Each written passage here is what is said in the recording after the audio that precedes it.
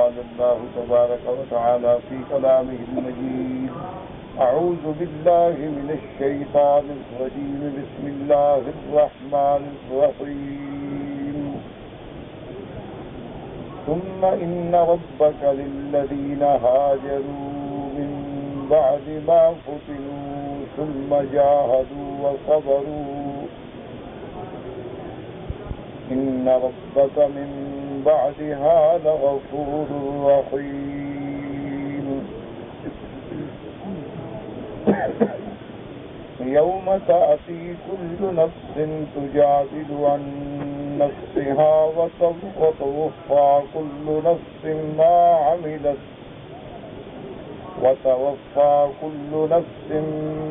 عملت وهم لا يظلمون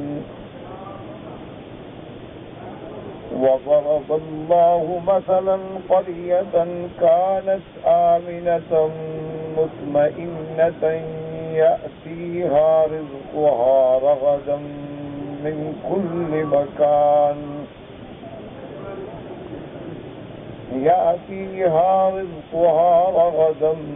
كل مكان فكفرت بأنعم الله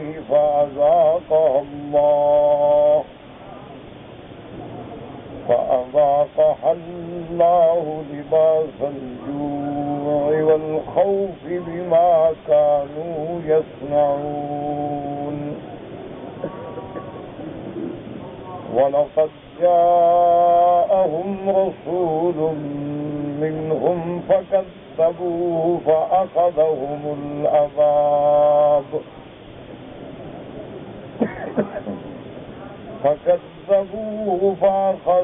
العذاب وهم ظالمون.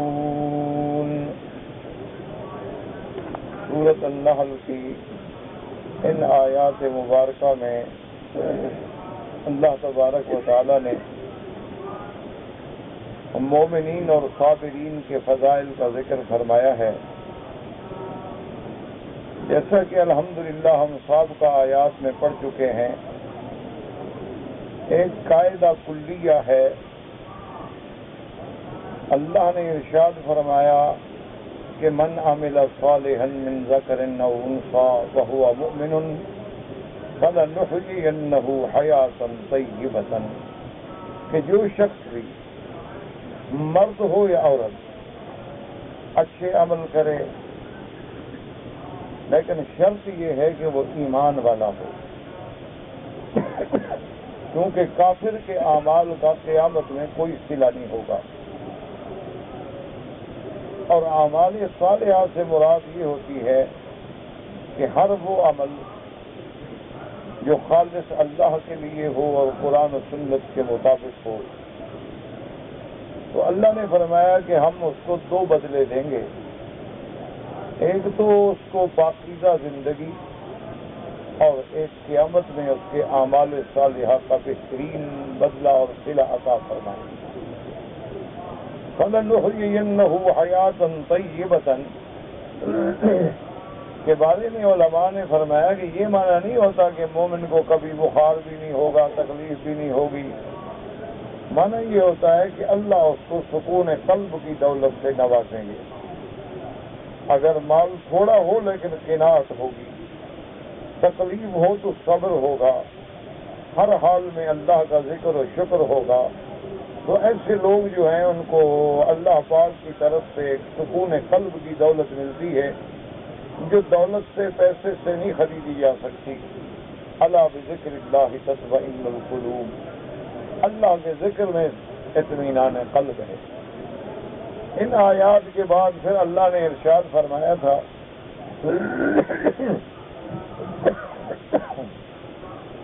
کہ جب تم قرآن پاک کی قرات کرو، یعنی قرآن کی تلاوت کرو، فَإِذَا قَرَأْتَ الْقُرْآنَ مانا ہوتا ہے جب ارادہ کرو، تو فَاسْتَعِذْ بِاللَّهِ، اللہ سے پناہ پکڑو کہ اللہ شیطان کے وساوس سے محفوظ رکھے.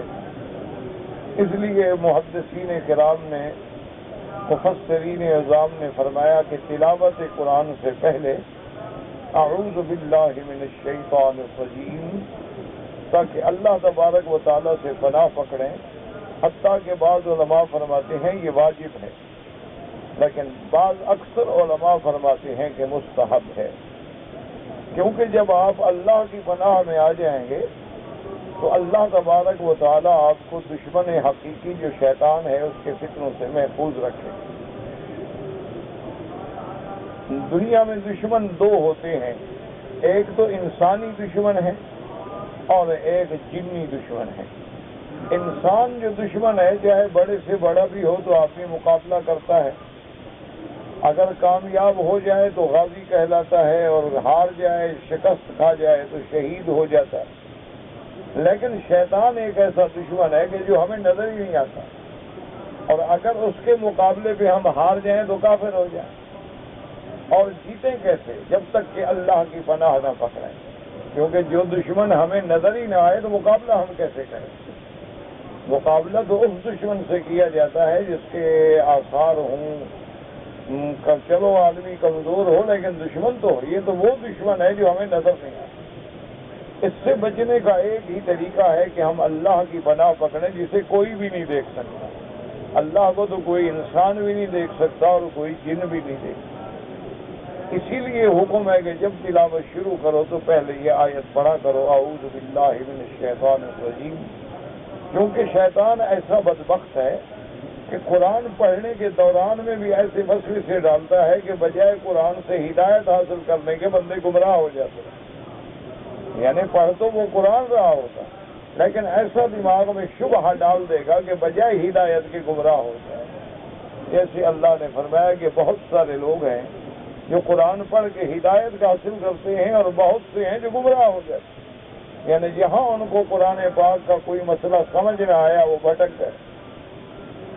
تو جب ہم اللہ کی پناہ پکڑ لیں گے تو اللہ ہمیں اس سے محفوظ رکھے۔ اسی طرح حکم یہ ہے کہ اب اگر ہم نماز پڑھ رہے ہیں تو جب ہم پہلے شروع کریں گے تو ایک دفعہ پڑھیں گے اعوذ باللہ من الشیطان الرجیم، بسم اللہ الرحمن الرحیم، اور پھر باقی رکعتوں میں بسم اللہ تو پڑھیں گے لیکن اعوذ باللہ نہیں پڑھیں گے، صرف ایک دفعہ پڑھ لینا جو ہے وہ کافی۔ اسی طرح اگر ایک آدمی قرآن پاک تلاوت کر رہا ہے، اس نے ایک دفعہ اگر یہ پڑھ لیا اعوذ باللہ من الشیطان الرجیم اور آگے جتنی صورتیں پڑھتا جائے تو پھر دوبارہ پڑھنے کی ضرورت نہیں ہوتی۔ ہاں اگر کوئی آدمی تلاوت کرنے کے بعد تلاوت چھوڑ دے، اس کے بعد پھر شروع کرے تو پھر اس کو پڑھنا چاہیے اعوذ باللہ من الشیطان الرجیم بسم اللہ الرحمن الرحیم۔ اور دوسری بات، اللہ نے قرآن مقدس کی ان آیات میں ہمیں یہ بھی بتلا دی کہ انہ لیس لہ سلطان علی الذین آمنوا وعلی ربہم یتوکلون، کہ جو لوگ صحیح معنی میں ایمان والے ہیں اور اپنے اللہ پہ آسرا کرنے والے ہیں ان پہ شیطان کا زور نہیں چلتا۔ جیسے اللہ نے فرمایا ان عبادی لیس لک علیہم سلطان، اللہ نے فرمایا کہ اے ملعون جو میرے بندے ہیں ان پہ تیرا زور نہیں چل سکتا۔ اللہ نے فرمایا اس کا زور کس پہ چلتا ہے؟ انما سلطانہ علی الذین یتولونہ والذین ہم بہ مشرکون، شیطان کا زور اس سے چلتا ہے جو شیطان سے دوستی رکھتے اور جو شیطان کو شریک کرتے۔ تو اس لیے ہمیں سمجھ آ گیا کہ اگر ہم شیطان کو دوست نہ بنائیں، اللہ کو دوست بنائیں تو شیطان کا جادو چل ہی نہیں سکتا۔ شیطان کا جادو تب چلتا ہے جب ہم شیطان کی مانتے ہیں اور رحمان کی نہیں مانتے، اللہ کے فرمان کو چھوڑتے ہیں اور شیطان کے کہنے پہ عمل کرتے ہیں۔ اور فرمایا والذین ہم بہ مشرکون، اور ان پہ چلتا ہے جو اس کو اللہ کا شریک بناتے ہیں۔ اب بظاہر تو کوئی آدمی شیطان کی عبادت نہیں کرتا، لیکن جو لوگ بھی اللہ کے سوا من دون اللہ کسی کی عبادت کریں گویا وہ شیطان ہی کی عبادت ہے، کیونکہ شیطان نے ہی ان کو اس رستے پہ ڈالا ہے۔ کسی کو ڈال دیا کہ تم سورج کی پوجا کرو، کسی کو ڈال دیا کہ تم چاند کی پوجا کرو، کسی کو ڈال دیا کہ تم کواکب کی پوجا کرو، کسی کو ڈال دیا کہ تم فرشتوں کو اللہ کی بیٹیاں بناؤ، کسی کے دماغ میں ڈال دیا کہ عیسیٰ کو خدا کا بیٹا مانو، کسی کے دماغ میں ڈال دیا کہ عزیر کو اللہ کا بیٹا مانو، کسی کے دماغ میں ڈال دیا کہ بی بی مریم کو خدا کی بیوی مانو، اور کسی کے دماغوں میں ڈال دیا کہ قبروں پہ سجدہ کرو۔ ان بزرگوں کو اللہ تبارک و تعالیٰ کا پہلے مقبول بناؤ اور پھر اللہ کی خدائی کا مختار بنا دو۔ تو یہ سارے شرک کرانے کی بنیاد کون ہے؟ شیطان۔ اس لیے اللہ نے فرمایا کہ اس کا زور ان لوگوں پہ چلتا ہے۔ ان آیات کے بعد اللہ نے ایک اور ذکر فرمایا مسئلے کا کہ وَإِذَا بَدَّلْنَا آیَةً مَّكَانَ آیَةٍ وَاللَّهُ أَعْلَمُ بِمَا يُنَزِّلُ قَالُوا إِنَّمَا أَنتَ مُفْتَرٍ، کہ جب ہم ایک حکم کے بجائے دوسرا حکم نازل کرتے ہیں تو یہ کافر بدبخت جو ہیں یہ کہتے ہیں کہ دیکھو یہ تو اللہ کے نبی نے خود بنایا ہے کہ کبھی ہمیں ایک حکم دیتے ہیں اور کبھی دوسرا حکم دیتے ہیں۔ اگر یہ اللہ کا حکم ہوتا تو پہلا حکم ختم کیوں کر دیا گیا؟ اگر پہلا حکم صحیح ہے تو اس کو منسوخ کیوں کیا گیا؟ اور اگر پہلا حکم ہی غلط تھا تو اللہ نے حکم غلط کیوں دیا؟ تو ان شبہات میں ڈالتے ہیں کافر اور کہتے ہیں کہ یہ دلالت ہے کہ یہ کلام جو ہے اللہ کا نبی خود بناتے ہیں۔ اللہ نے فرمایا میرے محبوبان کو آپ ان کو بتلا دیں کہ جو کچھ بھی اترا ہے مجھ پہ اللہ نے اتارا ہے۔ قُلْ نَزَّلَهُ رُوحُ الْقُدُسِ مِنْ رَبِّكَ بِالْحَقِّ، کہ تحقیق تیرے رب نے اتارا ہے فرشتے کی معرفت جس کا لقب روح القدس ہے، اور یہ حق کے ساتھ اتارا ہے۔ لِيُثَبِّتَ الَّذِينَ آمَنُوا، تاکہ قرآن سے ایمان والوں کا دل جم جائے، بَهُدًى وَبُشْرَىٰ لِلْمُسْلِمِينَ، ان کو ہدایت ہو اور خوشخبری ہو۔ تو اصل مسئلہ یہ سمجھیں کہ بعض احکام اللہ نے عطا فرمائے لیکن پھر اس کو منسوخ کر دیا، تو اصل میں نعوذ باللہ یہ نہیں ہوتا کہ اللہ کو علم نہیں تھا، اللہ کو ہر چیز کا علم ہے، لیکن اپنے بندوں کے حالات کے مطابق حکم بدل دیتے ہیں۔ یہ نہیں کہ اللہ کا حکم غلط ہے، پہلا حکم بھی صحیح تھا۔ جیسے سب سے پہلے حضور پاک نے نماز مسجد اقصی کی طرف پڑھی ہے۔ مکہ مکرمہ کی زندگی میں اللہ کے نبی نے مسجد اقصی کو کعبہ سمجھا ہے۔ مدینہ منورہ میں 17 مہینے حضور نے مسجد اقصی کی طرف نماز پڑھی، پھر اللہ نے وہ حکم منسوخ کر دیا فَوَلِّ وَجْهَكَ شَطْرَ الْمَسْجِدِ الْحَرَامِ۔ اللہ نے حکم دیا کہ میرے محبوب اب آپ مسجد اقصی کے بجائے کعبے کی طرف رخ کریں۔ تو اصل میں اس میں حکمت تھی، اسی لیے اللہ نے فرمایا کہ لَيْسَ الْبِرَّ أَن تُوَلُّوا وُجُوهَكُمْ قِبَلَ الْمَشْرِقِ وَالْمَغْرِبِ، کہ حکمت کو سمجھو کہ کسی مشرق کی طرف رخ کرو یا مغرب کی طرف رخ کرو، یہ کوئی بڑی بات نہیں، نہ یہ کوئی نیکی کا کام ہے۔ اصل نیکی یہ ہے وَلَٰكِنَّ الْبِرَّ مَنْ آمَنَ بِاللَّهِ وَالْيَوْمِ الْآخِرِ، اصل نیکی اور امتحان یہ ہے کہ تم اللہ کے فرمان پر ایمان لاؤ، اللہ کے احکام پہ اطاعت کرو۔ اللہ حکم دے تو مسجد اقصی کی طرف رخ کرو، اللہ حکم دے تو کعبے کی طرف رخ کرو۔ اور اس میں حکمت بھی تھی اس حکم میں کہ قیامت تک کسی ہندو کو، کسی مشرک کو مسلمانوں کے بارے میں یہ طعنہ دینے کی طاقت نہ رہے کہ تم بھی تو پتھر کی پوجا کرتے ہو، تم بھی تو پتھر کے بنے ہوئے ایک گھر کے آگے جھکتے ہو۔ تو اللہ نے دونوں کعبے بنا کے بتلا دیا کہ مسلمان نہ اس پتھر کے آگے جھکتا ہے نہ اس پتھر کے آگے جھکتا ہے، مسلمان تو اللہ کے حکم کے آگے جھکتا ہے۔ اللہ نے حکم فرمایا تو وہ ادھر توجہ کر لیتا ہے، اللہ نے حکم فرمایا تو وہ ادھر توجہ کر لیتا ہے۔ مسلمان تو میرے حکم کا پابند ہے، مسلمان تو اللہ تبارک و تعالیٰ پر ایمان لاتا ہے۔ تو اس لیے اللہ نے فرمایا میرے محبوب اگر ہم نے پہلے ایک حکم دیا ہے تو اس میں بھی حکمت تھی، اور اس حکم کو ختم کر کے دوسرا حکم دیا ہے تو اس میں بھی حکمت تھی۔ اس کی آسان مثال یہ ہے کہ جیسے مریض کے لیے ایک ڈاکٹر نسخہ تجویز کرتا ہے اور پھر 5 دن کے بعد اس نسخے کو بدل دیتا ہے، تو اب اگر کوئی جاہل آدمی ہو تو وہ کہے گا کیسا ڈاکٹر ہے، پہلے اس نے کچھ لکھا تھا اب کچھ لکھا ہے، تیسرے دفعہ کچھ لکھا ہے۔ لیکن جو عقل مند ہوگا وہ کہے گا اس وقت مریض کی حالت کا تقاضا یہ تھا، پھر دوائیں لینے سے مریض کی حالت بدلتی گئی تو نسخہ بھی ساتھ ساتھ بدلتا گیا۔ تو اس لیے اب حضرت نوح علیہ السلام کے زمانے میں لوگوں کی عمر جو ہے 1000 سال، 900 سال، 800 سال، 600 سال، اور سرکار دو عالم کے زمانے میں 60 سال، 65 سال، 70 سال۔ بہت کم لوگ ہوتے ہیں جو 100 پہ پہنچتے ہیں یا 100 سے تجاوز کرتے ہیں۔ تو اس لیے ہر احکام جو ہیں اللہ پاک کے اس حالات انسانوں کی حالات کے مطابق اللہ نے رحم فرمایا، اس لیے اللہ نے فرمایا کہ میرا محبوب آپ ان کو بتلا دیں۔ اور ساتھ اللہ نے اپنے نبی کی تسلی کے لیے بھی فرمایا وَلَقَدْ نَعْلَمُ أَنَّهُمْ يَقُولُونَ إِنَّمَا يُعَلِّمُهُ بَشَرٌ لِسَانُ الَّذِي يُلْحِدُونَ إِلَيْهِ أَعْجَمِيٌّ وَهَذَا لِسَانٌ عَرَبِيٌّ مُبِينٌ۔ اصل میں ایک رومی غلام تھا جس کا نام یسار تھا، وہ سرکار دو جہاں کے پاس آ کے بیٹھتا اور بڑی توجہ سے قرآن سنتا تھا۔ تو حضور صلی اللہ علیہ وسلم آپ اگر کبھی گزرتے اور وہ بیٹھا ہوتا تو حضور پاک بھی بیٹھ جاتے اور اس سے باتیں فرماتے، اور کبھی کبھی وہ حضور صلی اللہ علیہ وسلم کو انجیل کی کوئی باتیں بھی سناتا۔ تو کافروں کو موقع ملا، انہوں نے کہا کہ اللہ کا نبی جو قرآن پڑھتا ہے یہ اسی سے سیکھتا ہے، کسی آدمی سے سیکھنے کے بعد ہمیں سنا دیتا ہے۔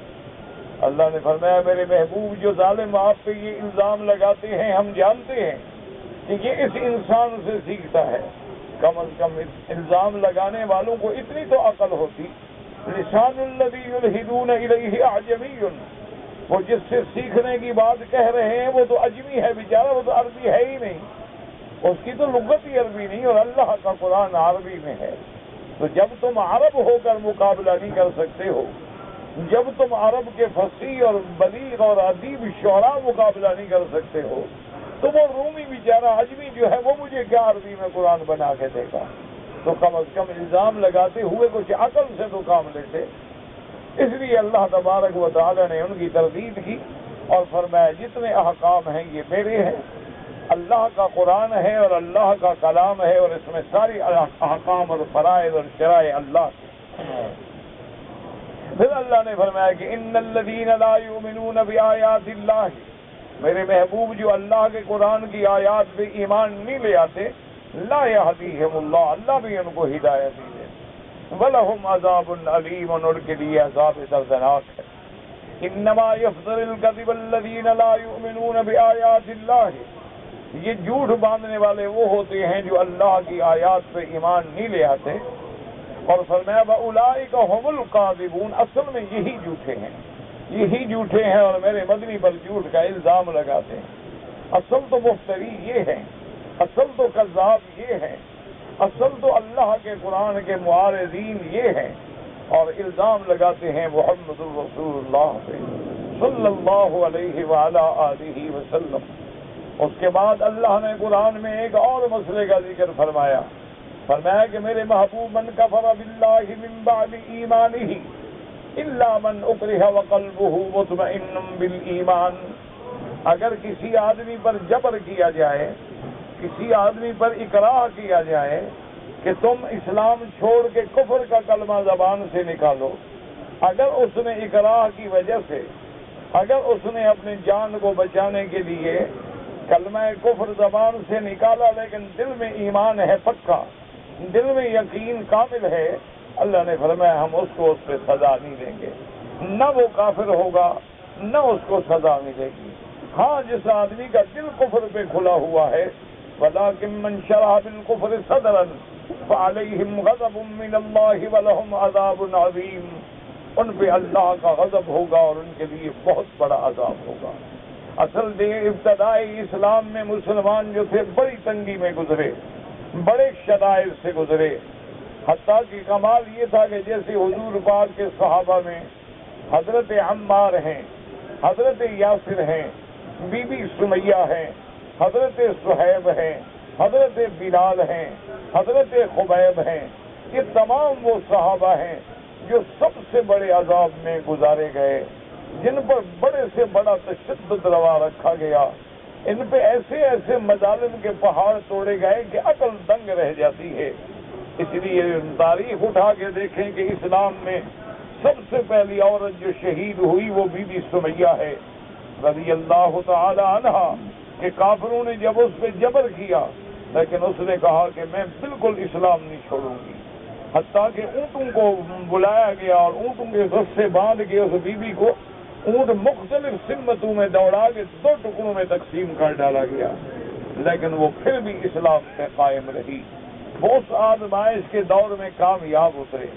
اسی طرح حضرت یاسر اسی طرح حضرت بلال، اسی طرح حضرت صہیب رضوان اللہ علیہم اجمعین صبر کے آخری حدوں پہ رہے، لیکن زبان سے کفر کا کلمہ نہیں نکالا۔ لیکن حضرت عمار جو تھے وہ اس ظلم و تشدد کا مقابلہ نہ کر سکے، اور انہوں نے زبان سے کہہ دیا، اسلام کو چھوڑ دیا اور کلمہ کفر کا اظہار کیا، تو اللہ نے یہ آیات نازل کی کہ میرے محبوب اگر دل کے اندر ایمان ہے اور جبر سے مجبور ہو کے کیا ہے تو کوئی فرق نہیں پڑے گا، وہ اللہ کے ہاں کافر نہیں کہلائے گا۔ لیکن ایک بات یاد رکھیں کہ اکراہ کا معنی یہ ہوتا ہے کہ آدمی کو اپنی جان کا خطرہ ہو اور یہ بھی یقین ہو کہ اگر میں نے کلمہ کفر نہ کہا تو یہ مجھے قتل کر ڈالیں گے۔ یہ نہیں ہے کہ بس ایسے جی مجھے کہہ دیا اور آپ جبر میں آ گئے، اصل حقیقتاً یعنی اکراہ ہو اور اکراہ ملجے ہو۔ اسی طرح اللہ تبارک و تعالی نے فرمایا ذالک بأنہم استحبوا الحیاۃ الدنیا علی الآخرہ وأن اللہ لا یہدی القوم الکافرین، اور جن لوگوں نے دل سے کفر اختیار کیا ہے اس کی وجہ کیا ہے کہ انہوں نے زندگانی دنیا کو ترجیح دی کہ دنیا میں آرام ملے گا، دولت ملے گی، اس لیے کفر اختیار کیا، اور جب انہوں نے کفر اختیار کیا اللہ بھی ایسی قوموں کو ہدایت نہیں دیتی۔ فرمایا اولئک الذین طبع اللہ علی قلوبہم، جب آدمی دل سے کفر کو پسند کرے تو اللہ بھی ان کے دلوں پہ مہریں لگا دیتے ہیں، وَسَمْعِهِمْ وَأَبْصَارِهِمْ، ان کے کانوں پہ اور آنکھوں پہ بھی مہریں لگ جاتی ہیں، پھر ان کو حق نظر نہیں آتا، حق کا کلمہ سنائی نہیں دیتا، حق کی بات سمجھ نہیں آتی۔ فرمایا وَأُولَئِكَ هُمُ الْغَافِلُونَ، اور یہی وہ لوگ ہیں جو غفلت میں پڑے ہیں۔ لا جرم انہم فی الآخرۃ ہم الخاسرون، میرے محبوب یہ پکی بات ہے کہ یہ جو دنیا کی لذتوں میں آ کے کفر میں پڑے ہیں یہی آخرت میں گھاٹے والے ہیں، کیونکہ اصل زندگانی تو آخرت کی زندگانی ہے، دنیا کی بات جو ہے وہ تو گزر جاتی ہے۔ تو ان سابقہ آیات مبارک کو جو ہم نے سابقہ اسباق میں پڑھے ہیں سن لینے کے بعد آج اب ان آیات پہ غور کریں جو آج کے درس میں ہم نے پڑھی ہے، کیونکہ ہمارے بعض بھائی جو ہیں وہ صرف جمعہ کے دن تشریف لا سکتے ہیں، تو اس لیے میں سابقہ خلاصہ عرض کر دیتا ہوں تاکہ ان کو قرآن کے سمجھنے میں آسانی رہے۔ فرمایا ثم ان ربک للذین ہاجروا من بعد ما فتنوا ثم جاهدوا وصبروا ان ربک من بعدها لغفور رحیم یوم تأتی کل نفس تجادل عن نفسها وتوفى كل نفس ما عملت وهم لا يظلمون۔ اب اللہ پاک بیان فرماتے ہیں کہ میرا محبوب کہ کفر کے بعد جو لوگ اسلام لے آئے، ایمان کیا، ایمان لائے، اور ایمان لانے کے بعد للذین ہاجروا من بعد ما فتنوا، اور جو عذاب میں ڈالے گئے اور اس کے بعد انہوں نے ہجرت کی، اور ہجرت کرنے کے بعد پھر جب اللہ نے موقع دیا تو جہاد بھی کیا، پھر جہاد بھی کیا اور ایمان پہ جمے رہے، ان کو خبر دے دیں کہ ان ربک من بعدها لغفور رحیم، کہ تیرا رب بخشنے والے ہیں اور بہت مہربان ہیں۔ یہ ان مومنوں کو خوشخبری دی گئی جو مکے میں اسلام لائے اور ایمان اور اسلام لانے کے بعد آزمائشوں کے پہاڑ ٹوٹ پڑے۔ یعنی آپ دیکھیں کہ دنیا کا کون سا ظلم و ستم ہے جو صحابہ پہ نہیں توڑا گیا، کافروں کی ترکش کا کون سا تیر ہے جو اس مقدس جماعت پہ نہیں چلایا گیا۔ یعنی آپ حیران ہوں گے، ذرا سوچیں، اور یہ کفر کی تاریخ ہے۔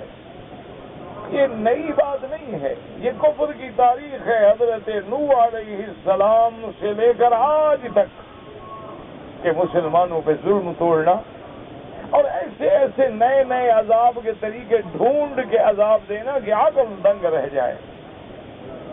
یعنی صحابہ کو سرزمین مکہ کے تپتے ہوئے پہاڑوں پر تپتے ہوئے سنگ ریزوں پہ لٹایا جاتا اور ان کے سینوں پہ بڑی بڑی پتھروں کی چٹانیں رکھی جاتی اور کھجوروں کے بڑے بڑے کانٹے لے کے ان کے بدن میں چبھوئے جاتے اور ہر ہنٹروں سے مارا جاتا اور وہ تڑپ تڑپ کے اس گرمی کو، اس آگ کو ان کے پسینہ اور ان کے پیپ نکل کے بجھاتی، لیکن اس عالم میں بھی صحابہ کی زبان پہ ہوتا لا الہ الا اللہ محمد الرسول اللہ۔ اسی طرح آپ دیکھیں کہ کون سا طریقہ ہے، کون سا عذاب کا عنوان ہے جس سے صحابہ کو نہیں گزارا گیا، جس سے انبیاء علیہ السلام کو نہیں گزارا گیا کہ سیدنا نوح علیہ السلام کو نعوذ باللہ گلے میں کپڑا ڈال کے اتنا کافر کھینچتے کہ آپ کی آنکھیں مبارک باہر نکل آتی اور وہ ظالم سمجھتے کہ مر گئے۔ حضور کے راستے میں کانٹے بچھائے جاتے، سرکار دو عالم گزرتے تو اوپر سے کوڑا کرکٹ پھینکا جاتا، سرکار دو عالم نماز پڑھتے تو جانور کو ذبح کرنے کے بعد ان کی اوجریاں جو ہیں وہ لا کے حضور کے سر پہ رکھ دی جاتی۔ اللہ کے نبی کے صحابہ پر ظلم و ستم کے ہر قسم کے پہاڑ توڑے گئے، لیکن وہ جمے رہے اور پھر ہجرت کی۔ صحابہ نے پہلی ہجرت کی حبشہ کی طرف، دوسری ہجرت کی مدینہ منورہ کی طرف، اور پھر تمام مظالم پہ صبر کیا، اور جب اللہ نے ان کو طاقت دی اور قوت دی تو اللہ کے راستے میں جہاد کیا۔ اللہ نے فرمایا میرے محبوب ان کو بتا دیں کہ اللہ نے تمہاری ساری خطائیں معاف کر دی ہیں، اور اللہ تبارک و تعالیٰ بہت بڑی مہربان اور رحم فرمانے والے۔ یاد رکھو کہ انسان اگر کافر ہے وہ جب کلمہ پڑھتا ہے تو سارے گناہ دھل جاتے ہیں، گناہ جو ہیں اس کے وہ صرف کلمہ پڑھنے سے ختم ہو جاتے ہیں، لیکن اس کے بعد مدارج جو ہیں بلند ہوتے ہیں اس کے مزید اعمال صالحہ کے لیے۔ اور پھر اللہ نے فرمایا کہ میرے محبوب وہ قیامت والا دن یوم تأتی کل نفس تجادل عن نفسها، وہ ایسا دن ہوگا کہ ہر بندہ اپنا دفاع کرے گا، تو جادل من تو ہاتھ جو اپنی جان بچانے کے لیے کوشش کرے گا، حتیٰ کہ ماں اپنے بیٹے کو بھول جائے گی، بیٹا اپنے ماں باپ کو بھول جائے گا۔ اس لیے قرآن پاک نے دوسرے مقام پہ بھی فرمایا ہے کہ وہ ایسا دن ہوگا یوم یفر المرء من اخیہ وامہ وابیہ وصاحبتہ وبنیہ لکل امرئ منہم یومئذ شأن یغنیہ۔ اللہ نے فرمایا کہ جس دن ہر بندہ اپنے بھائی سے یوم یفر المرء من اخیہ، اپنے بھائی سے بھی بھاگے گا، اولاد سے بھی بھاگے گا، بیوی خاوند سے، خاوند بیوی سے بھاگے گا کہ میں اپنی جان بچاؤں کہ دوسرے کا فکر کروں۔ حتیٰ کہ حدیث مبارک میں آتا ہے کہ وہ ایسا دن ہوگا کہ انبیاء بھی کہیں گے نفسی نفسی نفسی، یعنی خشیت علی نفسی، کہ ہمیں تو اپنا ڈر ہے۔ آج اس کی ہیبت و جلال کا دن ہے۔ اليوم غضب ربی غضب لم یغضب قبلہ ابدا ولا بعدہ ابدا، کہ آج میرے اللہ کے ایسے غضب و جلال کا دن ہے کہ ایسا غضب اور جلال پہلے نہیں دیکھا گیا تھا۔ اللہ نے فرمایا میرا محبوب لیکن اس دن ہم پورا جو بندے نے کیا ہے پورا بدلا دیں گے۔ وَهُمْ لَا يُظْلَمُونَ، اور ان پہ ہرگز ظلم نہیں کیا جائے گا۔ کیا مانا کہ کسی کی نیکی گھٹا دی جائے، کم بھی نہیں، نہ کبھی۔ اللہ ظلم سے پاک ہے، اللہ تبارک و تعالی ظلم سے منزہ ہے۔ ان اللہ لا یظلم مثقال ذرہ، اسی طرح دوسرے مقام پہ فرمایا وما ظلمناہم وَلَٰكِن كَانُوا أَنفُسَهُمْ يَظْلِمُونَ۔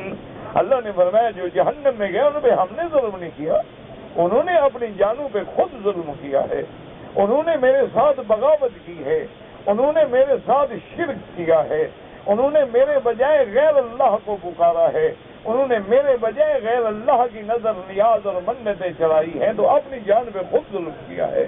اللہ تو ظلم سے پاک ہیں کہ کسی کی نیکی کو گھٹا دیں، ایسا نہیں ہوگا، کسی کے جرم میں ایک جرم زیادہ ڈال دیں، ایسا بھی نہیں ہوگا، سب کو پورا پورا بدلہ ملے گا۔ ان خیرن فخیر ان شرن فشر، اگر تمہارے اعمال خیر ہیں تو بدلہ بھی خیر ملے گا، اگر اعمال بھیڑے ہیں تو پھر سزا بھی ویسے ملے گی۔ جیسے فرمایا فَمَن يَعْمَلْ مِثْقَالَ ذَرَّةٍ خَيْرًا يَرَهُ وَمَن يَعْمَلْ مِثْقَالَ ذَرَّةٍ شَرًّا يَرَهُ، اگر تم نے ذرا سی بھی نیکی کی ہے تو بدلہ ملے گا، پانی پلایا ہے بدلہ ملے گا، کسی بھائی کا ہاتھ پکڑ کے رستہ دکھلایا ہے تو بدلہ ملے گا۔ اب تاکہ حضور فرماتی ہیں کہ اگر کسی مومن کے سامنے تم مسکرا دیے تاکہ بھائی خوش ہو جائے، اس پر بھی اللہ تمہیں صدقے کا ثواب عطا فرمائیں گے، ہر چیز کا بدلہ دے۔ اب اللہ نے ایک مثال دی ہے، وَضَرَبَ اللَّهُ مَثَلًا قَرْيَةً كَانَتْ آمِنَةً رِزْقُهَا رَغَدًا مِنْ كُلِّ مَكَانٍ۔ اللہ نے مثال بیان کی کہ ایک بستی تھی۔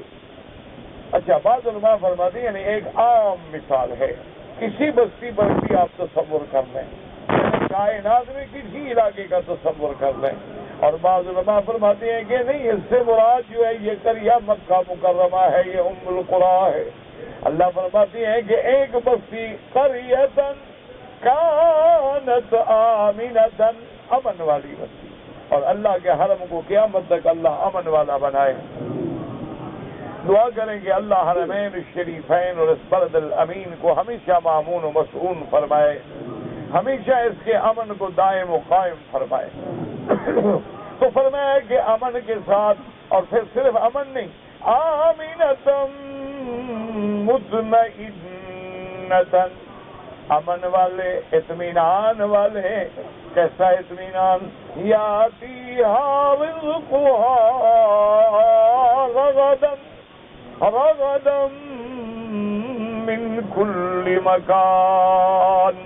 علماء نے فرمایا قرآن میں غور کرو، ایک ایک لفظ میں موتی ہیں، ایک ایک لفظ میں حکمتیں ہیں، لیکن شرط یہ ہے کہ اللہ قرآن سمجھنے کی توفیق دے۔ اللہ قرآن میں ڈوب جائے، دو لفظ ہیں، اگر یہ دو چیزیں مل جائیں تو اس سے بڑی نعمت کیا ہے؟ ایک کیا ہے؟ آمینۃ، امن ہو۔ جس بستی میں امن نہ ہو پھر کیا ہو؟ دیکھا نہیں آپ کتنے مسلمان ملک ہیں امن نہیں، نہ جان محفوظ، نہ مال محفوظ، نہ آبرو محفوظ، نہ عزت محفوظ، تو آدمی وہاں کیا کرے گا؟ آدمی کے پاس جو کچھ بھی ہو لیکن امن نہیں تو گویا کچھ نہیں۔ تو سب سے پہلی نعمت کیا ہے؟ امن۔ اس لیے فرمایا اللہ نے مکے والوں تم میری اس نعمت کو کیوں بھولتے ہو کہ میں نے تمہیں حرمن آمنا، میں نے تمہیں امن والا گھر دیا ہے، میں نے تمہیں اپنے حرم کا مجاور بنایا ہے، میں نے تمہیں ایسی جگہ پر امن دیا ہے کہ دشمن بھی اپنے قاتل پہ حملہ نہیں کرتا۔ تو پہلی نعمت ہے آمینتن، اور دوسری کیا؟ مطمئنتن، اطمینان۔ آدمی کے پاس کروڑوں روپے ہوں لیکن اطمینان نہ ہو، آدمی کے پاس بہت بڑی جائیداد، فیکٹریاں، کاروبار، انڈسٹری، لیکن رات کو بیچارہ ٹرینکلائزر کے بغیر، گولیوں کے بغیر سو نہیں سکتا، تو ایسی زندگی کا کیا فائدہ ہے؟ تو دو چیزوں کا ذکر کر کے اللہ نے گویا نعمتوں کا خلاصہ بیان کر دیا، ایک امن اور دوسرا اطمینان، اور پھر اس کے بعد فرمایا یاتیہا رزقہا رغدا،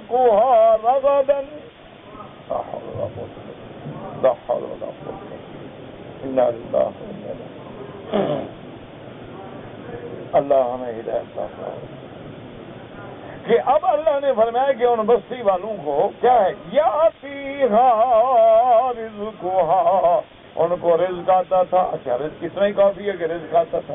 فرمایا رغدن، کھلا، یہ نہیں کہ تنگ گزارا تو ہوتا ہے نا جی، آدمی کہہ رہے کیا ہے جی گزارا ہو رہا ہے، کیا ہے جو کہتے نہیں جی اللہ کا فضل ہے، ہر قسم کی نعمتیں ہیں، بڑا اللہ کی نعمت ہے، بڑا اللہ کا اللہ نے فرمایا ہم نے ان کو کھلا رزق دیا۔ اچھا پھر رزق دیا، چلو بھی کوئی ایک چیز ہے، مثلا کسی ملک میں آپ دیکھیں چاول ہے تو گندم نہیں، کسی ملک میں گندم ہے تو چاول نہیں، کسی ملک میں گندم ہے چاول ہے پھل نہیں، کسی ملک میں پھل ہے تو سبزی نہیں، کسی ملک میں سبزیاں ہیں تو پھل نہیں۔ اللہ نے فرمایا نہیں، پوری کائنات سے ہم نے مکے والوں کو رزق دیا۔ یاتیہا رزقہا رغدا من کل مکان، ہر طرف سے ہم نے رزق پہنچایا۔ جیسے اللہ فرماتے ہیں یجبا الیہ ثمرات کل شیء، کہ ہر طرف کے پھل جو ہیں ہم کھینچ کھینچ کے مکے میں پہنچا دیتے ہیں، کہ دیکھیں آپ کے ملک میں آم ہوتے ہیں، جب وہاں نہ ملے یہاں ملے گا، جس ملک میں سیب ہوتے ہیں وہاں نہ ملے یہاں ملے گا، جس ملک میں سبزیاں ہوتی ہیں وہاں نہ ملے یہاں پہنچے گی، کبھی کسی ملک سے کبھی کسی ملک سے کبھی کسی ملک سے۔ تو فرمایا ہر طرف سے ہم نے ان کو رزق دیا، لیکن بستی والوں نے کیا کیا؟ فَكَفَرَتْ بِأَنْعُمِ اللَّهِ، انہوں نے اللہ کی نعمتوں کا کفر کیا۔ کیا مانا اللہ کی نعمتوں کا کفر؟ یہ مانا نہیں ہوتا کہ جیسے ہمارے یہاں ایک رواج ہے نا، بندے کہہ دیتے ہیں اللہ تیرا لاکھ شکر ہے، وہ کہتے ہیں ہم تو بڑا شکر ادا کرتے ہیں، بلکہ لاکھ لاکھ شکر اکٹھا ادا کرتے ہیں، یہ کوئی شکر نہیں ہوتا، یاد رکھو۔ سب سے پہلا شکر ہے کہ اللہ کی ذات پہ، صفات پہ، الوہیت پہ، ربوبیت پہ ایمان لائے۔ جو ایمان نہیں لایا، صحیح عقیدہ نہیں رکھا، اس نے شکر نہیں کیا۔ اور دوسرا شکر یہ ہے کہ اللہ نے جو نعمت دی ہے وہ اللہ کے حکم کے مطابق استعمال کرے، نہ فرمانی میں استعمال نہ کرے، یہ شکر ہے۔ اللہ نے آنکھیں دی ہیں، اللہ نے ہاتھ دیے ہیں، اللہ نے کان دیے ہیں، اللہ نے بولنے کی طاقت دی ہے، اللہ نے چلنے کی طاقت دی ہے، تو یہ اللہ کے حکم پہ چلے، یہ سارے اعضاء جو ہیں اللہ کی فرما برداری کریں، یہ شکر ہے۔ اس کے بعد پھر زبان سے بھی شکر کرے، لیکن ان مکے کی بستی والوں نے کیا کیا؟ فَكَفَرَتْ بِأَنْعُمِ اللَّهِ، اللہ کی نعمتوں کی ناشکری کی۔ سب سے بڑی ناشکری اور سب سے بڑی نعمت تو محمد رسول اللہ ہے، تو انہوں نے حضور پر بھی ایمان نہ لے آئے۔ سب سے بڑی نعمت اللہ کا قرآن، اس کی بھی تکذیب کی۔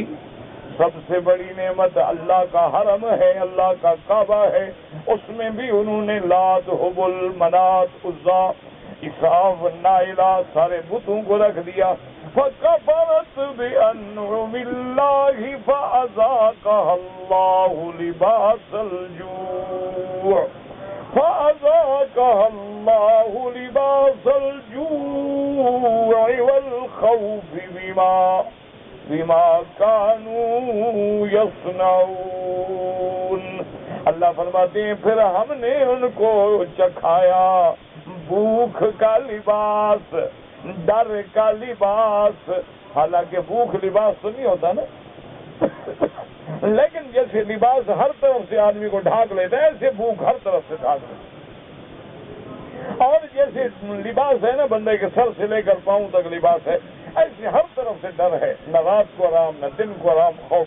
اللہ نے فرمایا پھر ہم نے ان پہ ایسی قحط مسلط کر دی کہ مکے والوں پہ جب قحط پڑی ہے 7 سال متواتر قحط پڑی، حتیٰ کہ تاریخ اٹھا کے دیکھیں کہ ان کو یہ عالم ہو گیا تھا کہ چمڑے پانی میں ابال ابال کے وہ گندا پانی پیتے تھے، غلیظ چیزیں کھاتے تھے، حتیٰ کہ ابو سفیان مضطر ہو کے مکے سے بھاگا کافر ہے اور سیدھا مدینہ منورہ جا کے پہنچا اور کہنے لگا کہ یا رسول اللہ صلی اللہ علیہ وسلم، مقابلہ تو ہم نے آپ کے ساتھ کیا ہے، تکلیفیں ہم نے آپ کو پہنچائی ہیں، لیکن اب تو مکے میں بچے عورتیں بوڑھے بھی بھوکے مر رہے ہیں، مہربانی کر کے اپنے اللہ سے دعا مانگ کے اللہ عذاب اٹھا لے۔ کافر مجبور ہو گئے اور حضور صلی اللہ علیہ وسلم نے صرف دعا نہیں کی بلکہ مدینے سے گندم بھی بھجوائی، کیونکہ وہ رحمت دو جہاں ہیں، وہ رحمت للعالمین ہیں۔ تو اللہ نے فرمایا کہ جب میری نعمتوں کا کوئی کفر کرتا ہے تو پھر میں اس کو 2 عذاب، جیسے پہلے امن اور اطمینان، پھر ان پہ قحط مسلط ہو جاتی ہے اور خوف مسلط ہو جاتا ہے۔ اب آپ دیکھتے نہیں کتنی اسلامی ملک ہیں، کبھی بارشیں نہیں آتی اور کبھی بارشیں آ کے عذاب بن جاتی ہیں، کبھی اللہ پانی روک کے عذاب دیتے ہیں، کبھی پانی بھیج کے عذاب دیتے ہیں۔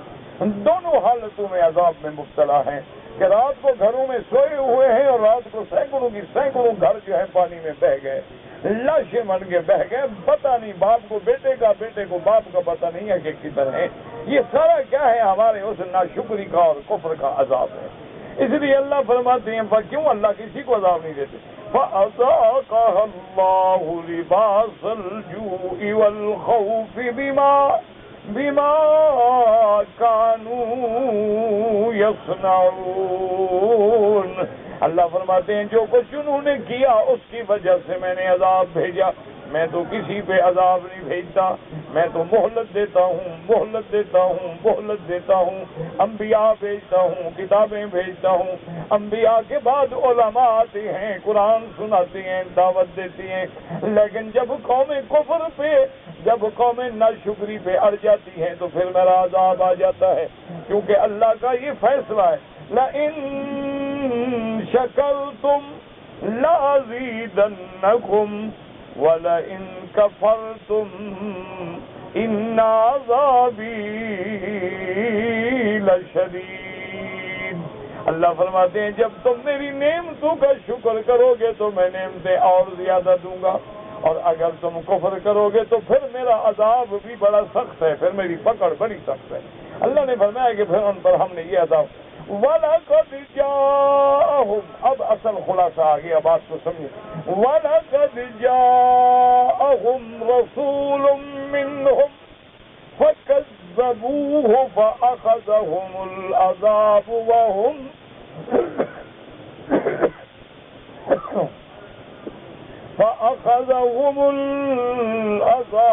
وَهُمْ ظَالِمُونَ۔ اب قرآن کی آیات میں غور کریں، یہ نہیں کہ بس قرآن سنا اور چلے گئے، یہ نہیں کہ بس برکت ہے پڑھ لیا عمل نہ، غور کریں کہ کیوں عذاب آئے۔ وَلَقَدْ جَاءَهُمْ رَسُولٌ مِّنْهُمْ، اللہ نے فرمایا کہ میری رحمت دیکھو کہ تحقیق پکی بات ہے کہ ہم نے ان میں سے رسول بھیجا، محمد مصطفیٰ صلی اللہ، ہم نے باہر سے تو نہیں بھیجا، کسی اور جنس سے تو نہیں بھیجا، ہم نے قریش میں سے بھیجا، ہم نے بنو ہاشم میں سے بھیجا، اور ایسا رسول بھیجا جو افضل الرسل، جو سید الرسل، جو سید الاولین والآخرین۔ لیکن کفار قریش نے کیا کیا؟ فَكَذَّبُوهُ، انہوں نے میرے مدنی کی تکذیب کی۔ آپ ٹھنڈے دل سے سوچیں، کیا آج ہم اللہ کے نبی کی تصدیق کر رہے ہیں یا تکذیب کر رہے ہیں؟ ٹھنڈے دل سے غور کرو کہ ہمارے بھی نبی کون ہیں؟ محمد رسول اللہ، اور حضور جو جو حکم لے آئے ہیں اب بالکل ہر بندہ اپنے گریبان میں جھانکے، آپ بھی اور میں بھی، کہ کیا ہم نے تکذیب کی ہے یا تصدیق کی؟ اللہ کے نبی توحید کی دعوت کے لیے آئے، اللہ کے نبی قوم کو غیر کی عبادت سے چھڑا کے اللہ کی عبادت کے لیے آئے، تو ہم نے کیا کیا؟ خدا کا دروازہ چھوڑ کے قبروں پہ سجدے کیے، خدا کی منت کے بجائے ہم نے غیروں کی اور پیروں کی اور فقیروں کی منتیں اور نیازیں چڑھائیں۔ کیا ہم نے تصدیق کی ہے حضور کی؟ حضور نے ہمیں بتلایا یہ حلال ہے یہ حرام ہے، کیا ہم نے مان لیا ہے؟ حضور نے ہمیں بتلایا ہے کہ شراب حرام ہے، منشیات حرام ہے، مخدرات حرام ہے، زنا حرام ہے، لواطت حرام ہے، سرقہ حرام ہے، ڈاکہ حرام ہے، قتل حرام ہے، جوا حرام ہے، قمار حرام ہے، یہ ساری چیزیں میرے نبی نے بتایا۔ ہم نے تکذیب کی ہے یا تصدیق کی ہے؟ ٹھنڈے دل سے بالکل غور۔ حضور نے ہمیں بتلایا کہ اسلامی شکل کیا ہے، تہذیب محمدی کیا ہے، سیرت محمدی کیا ہے، صفت محمدی کیا ہے، میرے محبوب کی شکل مبارک، لباس مبارک، ڈھال چال، اٹھنا بیٹھنا، سب اللہ نے نمونہ بنا کے ہمارے سامنے رکھا ہے۔ ایمان سے کہو ہم اس پہ عمل کر رہے ہیں یا تکذیب کر رہے ہیں؟ بالکل ہر آدمی غور کر لے، اپنے گھر پہ نظر ڈال لو۔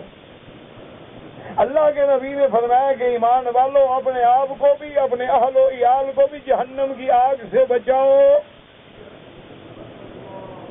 اپنے گھر والوں کو جہنم کی آگ سے بچاؤ۔ ہم نے کبھی گھر والوں کی نماز کا فکر کیا ہے؟ ہم نے کبھی گھر والوں کے حلال و حرام کا فکر کیا ہے؟ ہم نے کبھی گھر والوں کی عزت و حفاظت و پردے اور حیا کا فکر کیا ہے؟ یا ہم نے خود ان کو ساتھ لے کے بازاروں میں کھڑا کیا ہے، فلموں میں کھڑا کیا ہے، ماڈل بنایا ہے؟ کیا ہم تصدیق کر رہے ہیں یا تکذیب کر رہے ہیں؟ ٹھنڈے دل سے غور کریں۔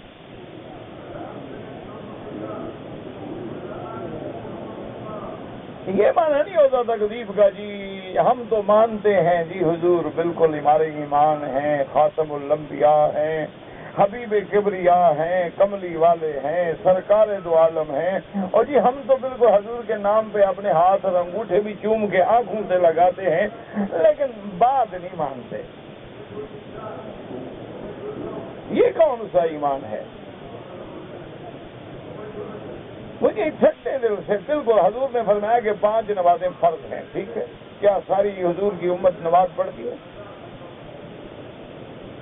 حضور نے فرمایا کہ روزہ سال میں 1 مہینے کے لیے فرض ہے، کیا حضور کی ساری امت روزے دار ہے؟ حضور نے فرمایا کہ ہر صاحب نصاب جو ہے وہ زکوٰۃ دے، کیا حضور کی امت کا ہر آدمی زکوٰۃ باقاعدہ دیتا ہے؟ حضور نے فرمایا کہ اللہ اگر زمین دے تو اس کی آبادی کا عشر دو یا 10واں حصہ یا 20واں حصہ نکالو، کیا ہر آدمی مسلمان کلمے پڑھنے والا ادا کرتا ہے؟ حضور نے فرمایا سود حرام ہے، کیا ہر مسلمان سود سے اور بینک سے اور کاروبار سے بچا ہوا ہے؟ حضور نے فرمایا کہ ہر مسکر حرام ہے، کل مسکر حرام، ہر مسکر حرام ہے، کیا مسلمان بچا ہوا ہے؟ حضور نے فرمایا زنا جو ہے وہ فاحشہ ہے، اور زنا جو ہے تمہاری بنیادوں کو ختم کرنے والا ہے، اور زنا جو ہے تمہارے رزق کو مٹانے والا ہے، اور زنا جو ہے اللہ کی رحمت کو روکنے والا ہے۔ کیا حضور کی امت زنا سے بچ گئی ہے؟ تو ہم کیا کر رہے ہیں ذرا نقشہ دیکھیں، تو پھر ہم پر کیا وہی اللہ کا تو پھر وہی فیصلہ ہے کہ شکر کرو گے رحمت ہوگی، اور کفر کرو گے تو پکڑ ہوگی۔ تو پھر اگر ہم ہر جگہ جوتے کھا رہے ہیں تو ٹھیک ہے، کیوں؟ یہ تو اللہ کا فیصلہ ہے، اللہ کی تقدیر کے اٹل فیصلے ہیں، وہ بدلے نہیں کرتے۔ وَلَقَدْ جَاءَهُمْ رَسُولٌ مِّنْهُمْ فَكَذَّبُوهُ فَأَخَذَهُمُ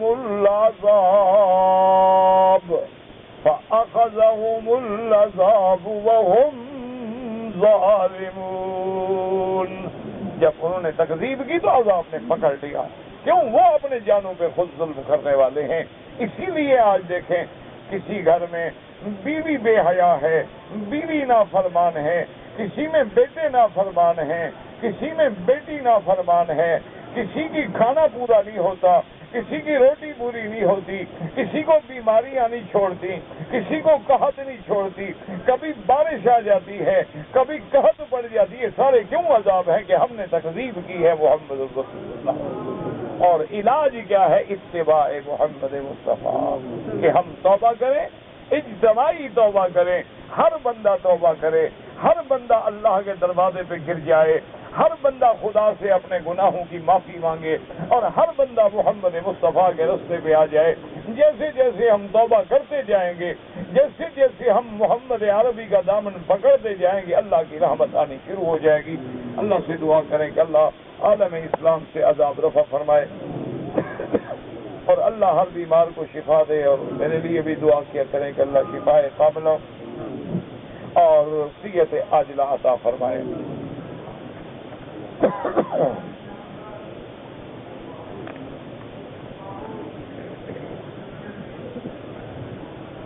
کہتا جی ہم نے پڑھا ہے کہ ایک روایت میں آیا ہے کہ بلی حرام نہیں ہے تو کھایا کرو،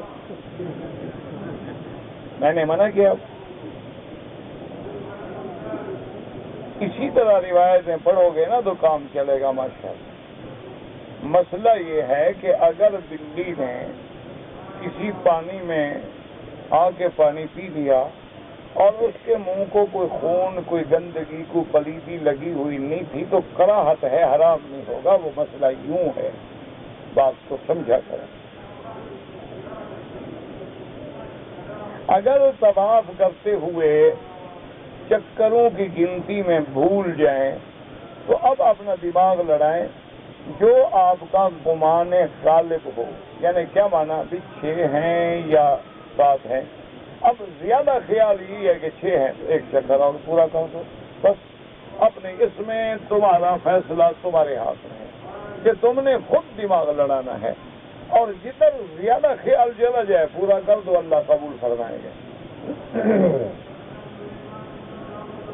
کہتے ہیں جی کہ جب یہاں جنازہ آتا ہے اور اس کا اعلان کیا جاتا ہے کہ یہ مرد کا ہے یا عورت کا ہے یا بچوں کا ہے، وہ اعلان عربی میں ہوتا ہے جو ہم لوگوں کو سمجھ نہیں آتا، تو میرا بھائی اس کا کیا کریں؟ یعنی ایک دفعہ عربی میں کریں، ایک دفعہ فارسی میں، ایک دفعہ اردو میں، ایک دفعہ بنگالی میں، ایک دفعہ برمی میں، ایک دفعہ پشتو میں، ایک دفعہ ازبک میں، ایک دفعہ تاجک میں، ایک دفعہ بلوچی میں، ایک دفعہ بروہی میں، تو جنازہ تو دوسرے دن پڑھیں۔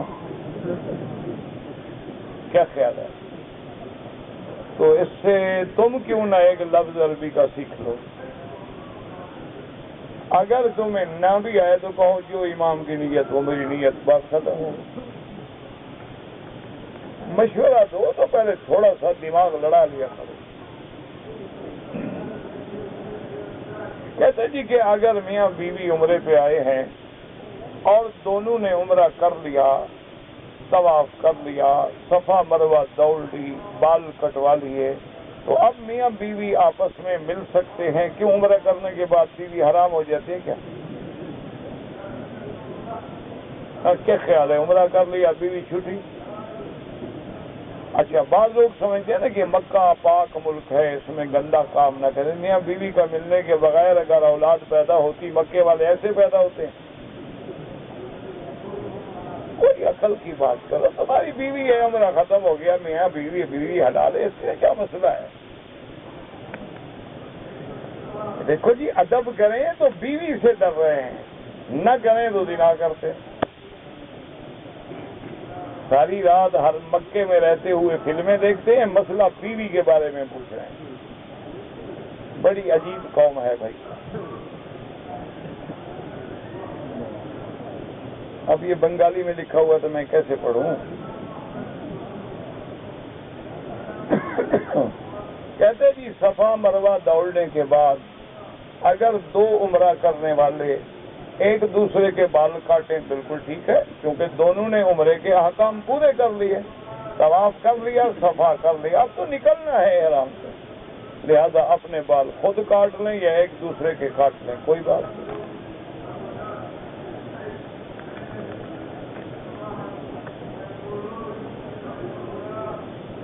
کہتے جی ہم ایک کمپنی میں ملازم ہیں، ہماری اچھی تنخواہ ہے، اور یہاں جو سبیل میں کھانا ملتا ہے وہ کھا لیں، کوئی حرج نہیں، کھا سکتے ہیں۔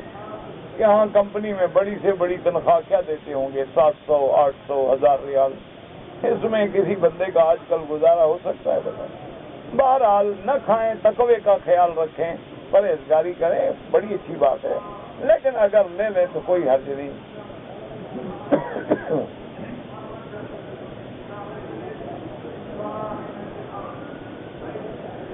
اگر کوئی آدمی مسجد میں آئے تہجد پڑھنے کے لیے اور اشراق کے بعد نکلے تو عمرے کا ثواب ملے گا؟ میرا بھائی تہجد گھر میں پڑھنا افضل ہے۔ ہاں، جو لوگ عمرے پہ آئے ہوئے ہیں اور بیچارہ گھر تو ہے نہیں ان کا، وہ اگر مسجد الحرام میں بھی پڑھیں تو جائز ہے۔ جہاں تک عمرے والی حدیث ہے اس کا تعلق تہجد سے نہیں ہے، اس کا مسئلہ حضور نے فرمایا کہ جو شخص فجر کی نماز پڑھے اور نماز کے بعد مسجد میں رہے، یعنی اگر مکہ ہے طواف کرتا رہے قرآن پڑھتا رہے، اٹھ کے ادھر بیٹھ جائے، مسجد سے نہ نکلے اور دنیاوی باتیں بھی نہ کرے، آپس میں قصے کہانیاں نہ شروع کر دے، یا خاموش رہے یا اللہ کا ذکر کرے، اور جب سورج نکلے اور اوپر چڑھ جائے تھوڑا، پھر کھڑے ہو کے 2 رکعت پڑھ لے تو اللہ اس کو پورے عمرے کا ثواب عطا فرماتے ہیں۔ اگر ایک آدمی عشاء کی نماز جماعت کے ساتھ پڑھے اور فجر کی نماز بھی جماعت سے پڑھے تو اللہ اس کو، اس میں کوئی شک نہیں کہ اس کو اللہ کی رحمت سے، یہ تو نہیں کہہ سکتے کہ آپ پوری رات کا ثواب ملے گا، اگر پوری رات کا ثواب ہوتا تو پھر تہجد کا حکم ہی نہ ہوتا، اللہ پاک حضور کو تہجد کے لیے نہ حکم دیتے کہ یا ایھا المزمل قم اللیل الا قلیلا ومن اللیل فتہجد بہ نافلۃ لک۔ وہ حدیث میں یہ آتا ہے کہ جیسے رمضان المبارک کی لیلۃ القدر کی راتیں ہیں، اب اگر آدمی ساری رات نہ جاگ سکے، عشاء کی نماز پڑھ لے، تراویح پڑھ لے، سو جائے، پھر فجر کی جماعت سے نماز پڑھے، فقد اخذ بحظ وافر، گویا کہ وہ بھی بڑا ثواب لے گیا۔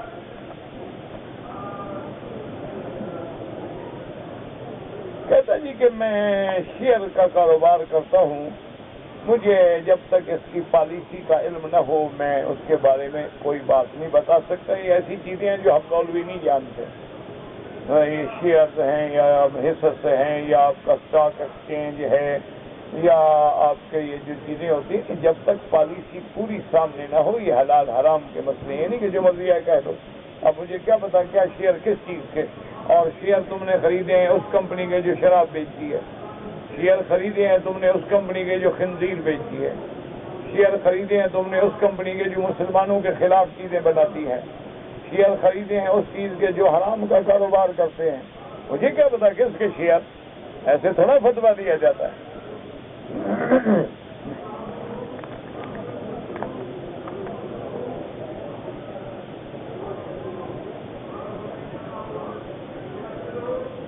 کہتے جی کہ میری بیوی کی طبیعت خراب ہے، ڈاکٹر کہتے ہیں کہ یہ نفسیاتی یعنی سائیکولوجیکل افیکٹ ہے، اور مولوی کہتے ہیں اس پہ جادو ہے، جس کے بعد جاؤ گے وہ اپنی حکمت ضرور بتائے گا۔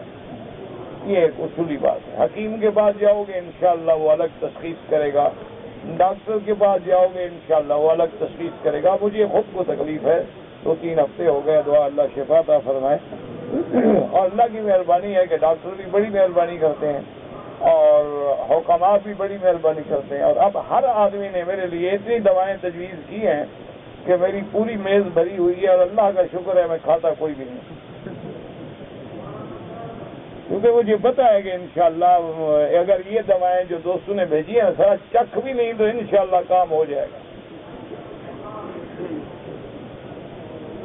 اچھا باقی کہتا ہے جی کہ سورۃ البقرہ جادو کا اثر، بھائی مجھے سچی بات یہ ہے، نہ میرا جنوں سے تعلق، نہ بھوتوں سے تعلق، نہ پریوں سے تعلق، نہ مجھے جادو نکالنا آتا ہے، نہ جن بھگانا آتا ہے، مجھ سے طالب نہیں سیدھے ہوتے، جن کہاں سے بھگا دیں، یہ میرے پاس جو پڑھتے ہیں یہ نہیں سیدھے ہوتے، تو میں جنوں کو سیدھا کر لوں گا یار۔ تو بہرحال سورۃ البقرہ پہ میرا ایمان ہے، ایک بات یاد رکھو، حضور نے فرمایا کہ جس گھر میں سورۃ البقرہ پڑھی جائے تو شیطان بھاگ جائے۔ آپ سورۃ البقرہ پڑھیں اور گھر میں پڑھیں اور بار بار پڑھیں، اور بیوی بھی پڑھے اور بچے بھی پڑھیں اور تم بھی پڑھو، اور انشاءاللہ اگر واقعی کوئی جادو وادو ہے تو نکل جائے گا انشاءاللہ۔ باقی جو لوگ جانتے ہوں ان سے رجوع کرو، مجھے تو خود میں نے آپ کو بتایا ہے کہ مجھے تو نہیں آتا۔ بعض لوگ جو ہے داڑھی سے نفرت کرتے ہیں یا داڑھی منڈانے پہ فخر کرتے ہیں، وہ کافر ہو جاتے ہیں۔ گناہ نہیں، اسلام ختم۔ ایک ہے داڑھی نہ رکھنا، یہ گناہ ہے، ایک ہے داڑھی کو برا سمجھنا، داڑھی والے کو صرف داڑھی کی وجہ سے برا سمجھنا، داڑھی سے نفرت کرنا، یہ تو نبی کی سنت سے نفرت ہے، وہ کافر ہو جاتا ہے۔ ہم کام میں مشغول رہتے ہیں، سنتیں نہیں پڑھ سکتے، ماشاءاللہ وہ ایسا کام ہے آپ کا، آج تک ہمیں تو ایسے کام والا کوئی بھی نہیں ملا۔ کھانا کھا لیتے ہو، اچھا کام میں مشغول رہتے ہوئے فلم شریف بھی دیکھ لیتے ہو، کام میں مشغول رہتے ہوئے بیوی سے گپ شپ بھی لڑا لیتے ہو، صرف سنتیں پڑھنے کا موقع نہیں ملتا. بڑا کام ہے بھائی تمہارا. سنتیں چھوڑو گے تو ایک دن اللہ فرضوں سے بھی ہٹا دیتے ہیں. میرے دفاع ہو جس کو میرے نبی کی سنت کے ساتھ ہی میری نماز نہ پڑھے.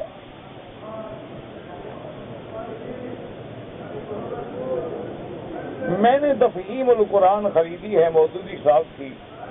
بعض علماء فرماتے ہیں اس میں غلطیاں ہیں. غلطیاں تو ہیں اور ہر عالم کی کلام میں غلطیاں ہوتی ہیں، اور مودودی صاحب سے بھی غلطیاں ہوئی ہیں، فوت ہو گئے، اللہ ان کی قبر پہ کروڑوں رحمتیں فرمائے. اصل میں میرے بھائی بات یہ ہے کہ جو بھی آدمی تیرتا ہے نا، ڈوبتا تو وہی ہے. جو کنارے پہ کھڑا ہو وہ کبھی ڈوبا ہے؟ تو جب آدمی دریائے علم میں ڈوبتا ہے، تیرتا ہے، تو غلطیاں تو ہوتی ہیں، اللہ معاف فرمائے. اس لیے بہرحال تم کوشش یہ کرو کہ ایسی تفاسیر لو جس پر 100% اعتماد ہو. جیسے اگر اردو دان طبقے کے لیے معارف القرآن زیادہ قابل اعتماد ہے، ایسی آپ کی مرضی ہے. اگر ایک آدمی نے اپنی بیوی کے پستان چوستے ہوئے دودھ پی لیا، وہ بیوی رہتی ہے، نکاح نہیں ٹوٹتا، لیکن یہ کام کوئی اچھا نہیں ہے. بیوی کو بیوی سمجھو، اس کو گائے بھینس نہ بناؤ. 3 چیزیں جو اسلام میں ہیں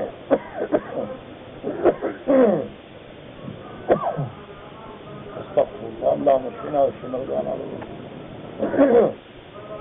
ثلاث جدہن جد وحدلہن جد النکاح والطلاق والرتاق. نبی پاک نے سمندر کو جہنم سے تشبیہ دی کہ یہی جہنم ہوگی، یہی جگہ جہنم کہ اس کے نیچے جہنم ہے. قسم توڑے 10 مسکینوں کو کھانا کھلائے 2 وقت. عورت کے لیے سفید رنگ کا لباس حضور نے پسند نہیں فرمایا. مردوں کے لیے سفید رنگ، عورت کے لیے کوئی نہ کوئی رنگ ہو، رنگین کپڑا ہو.